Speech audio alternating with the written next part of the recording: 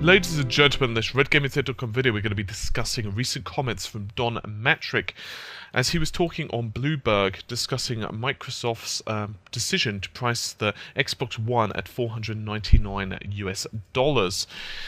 So some have been calling the price point ridiculous, and he states that it is not ridiculous, and indeed, in a quote, "It's a lower number than some analysts had forecasted. We're over-delivering value against other choices.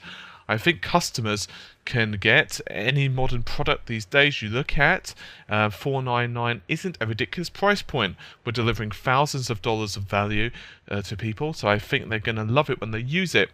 We're really making the living room your center of fun for your family," and then end quote.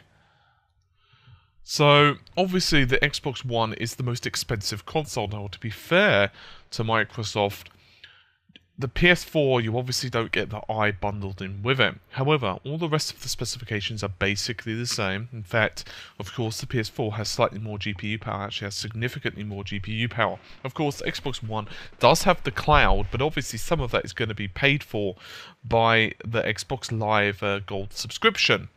So, many people are trying to tell Don and Microsoft right now that the price point is pretty darn high when your competitors are well $100 cheaper than you. And then of course you've got the Wii U, which is significantly cheaper depending on which package you go for. Now Microsoft are being fairly aggressive with the defense right now, and that's the problem. They just can't seem to get off the post. I was saying this exact same thing yesterday. Every time that there is a little criticism, Microsoft have to defend it, because right now so many people are being overly critical to the system.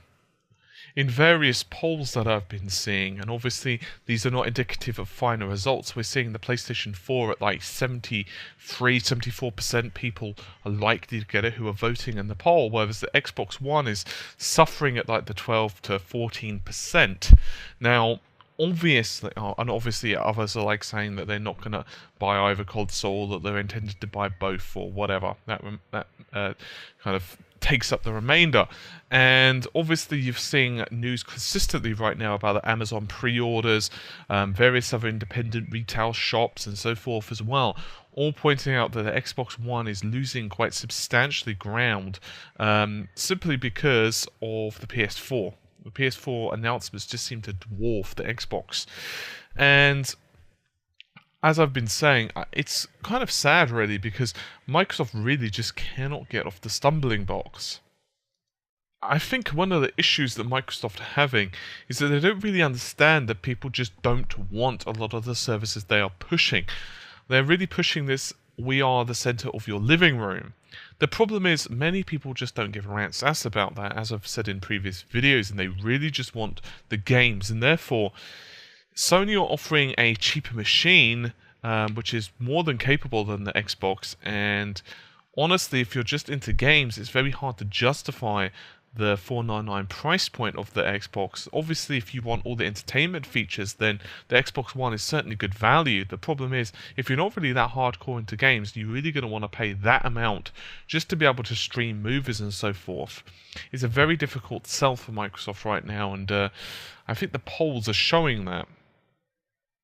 I think further exasperating the customers, of course, are the DRM issues which continuously plague the system. I've seen some people quoting and commenting on either videos of myself, videos I produce, or just random forum posts and so on. And they say, well, you know what, I'm paying all this money for a very restrictive system. And of course, Don keeps saying to us, or Microsoft keep telling us that, well, if you just pay the money, then you'll understand the system. But I was speaking to one of my childhood friends. Obviously, I've known him for a number of years now, and just last night, and he's not really into the games as much as he used to be, but he's just been saying that there's just no way he's going to be buying the Xbox because he just doesn't want the DRM issues. He just wants a simple games machine, and that is it.